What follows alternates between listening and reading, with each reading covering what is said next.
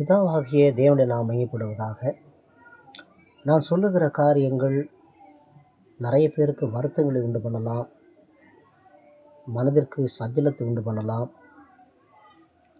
ஆனால் கொஞ்சம் நான் சொல்வதை கேட்டு நிதானமாக ஜெபத்தோடு யோசித்து பார்த்தீங்கன்னா எது உண்மை என்று உங்களுக்கு புரிய வரும். இந்த வேதாகமாகிய பழைய ஏற்பாடு புதிய ஏற்பாட்டிலே கடவுள் சொல்லி இராத எதையுமே நம்ம செய்யக்கூடாது. அப்படி எது செய்தாலும் அது பாவமாகும். கடவுள் சொல்லாத ஒன்றை நம்ம செய்யவே கூடாது. அவர் சொன்னதை மட்டும்தான் நம்ம செய்யணும். அப்படி இருக்க டிசம்பர் 25 இயேசு கிறிஸ்து பிறந்த நாள் என்று கொண்டாடுவது சரியா? யோசிங்க. இன்றைய கிறிஸ்துவ உலகம் எவ்வளவு ஒவ்வொரு வருஷமும் இதை முக்கியமாக கருதி கொண்டாடுகிறார்கள். இரண்டாவது பாருங்கள், இயேசு கிறிஸ்து சிலுவையில் மரித்த நாள் புனித வெள்ளி என்று கொண்டாடுகிறார்கள். அதற்கடுத்து பாருங்கள், இயேசு கிறிஸ்து உயிர்த்தெழுந்த நாளை கொண்டாடுறாங்க. இது மூன்றுமே பாருங்கள் வருஷம் கொண்டாடுறாங்க. இந்த கிறிஸ்துவ உலகம் ரொம்ப சந்தோஷமாக பண்டிகைகளாக கொண்டாடுறாங்க. நீங்கள் நல்லா கவனிங்க.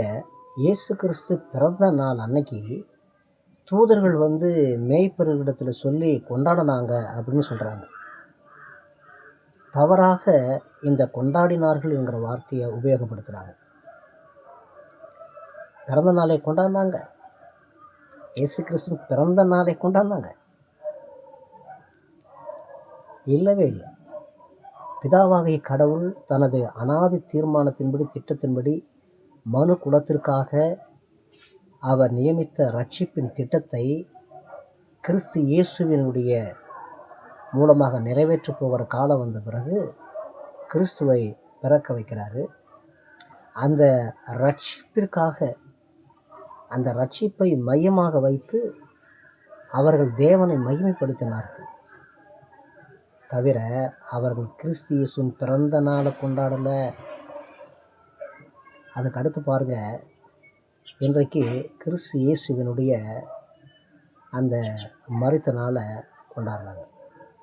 எப்படி? அந்த உயிர்த்தெழுந்த நாளையும் கொண்டாடுறாங்க, ஈஸ்டர் பண்டிகை அப்படின்னு. நல்லா பாருங்கள், வருஷந்தோறும் கிறிஸ்து இயேசுனுடைய பிறந்த நாள், மரித்த நாள், உயிர்த்தெழுந்த நாள். இந்த உயிர்த்தெழுந்த நாளில் இன்னொரு வித்தியாசம்னு கேட்டிங்கன்னா, வருஷம் வருவதோடு மட்டும் இல்லாமல் வாரந்தோறும் உயிர்த்தெழுந்த நாளை கொண்டாடுறாங்க. நீங்கள் நல்லா யோசித்து பாருங்கள். இந்த பைபிளில் பழைய ஏற்பாட்டில் புதிய ஏற்பாட்டில் எங்கேயாவது ஒரு வசனத்தில் இந்த 3 நாட்களையும் கொண்டாடும்படி ஆண்டவர் எங்கேயாவது சொல்லியிருக்கிறாரா? கடவுள் எங்கேயாவது சொல்லியிருக்கிறாரா? ஆண்டவர் சொல்கிறாரு, நான் சொல்லியிருக்கிற வசனத்தோடு ஒன்றினை கூட்டாத, கூட்டி செய்யவே செய்யாதன்றார். நம்ம கூட்டி செய்யலாமா? அறிஞர்களை யோசிங்க, ஜெபத்தோடு யோசிங்க. கர்த்தர் உங்களை ஆசீர்வதிப்பாராக. ஆமென்.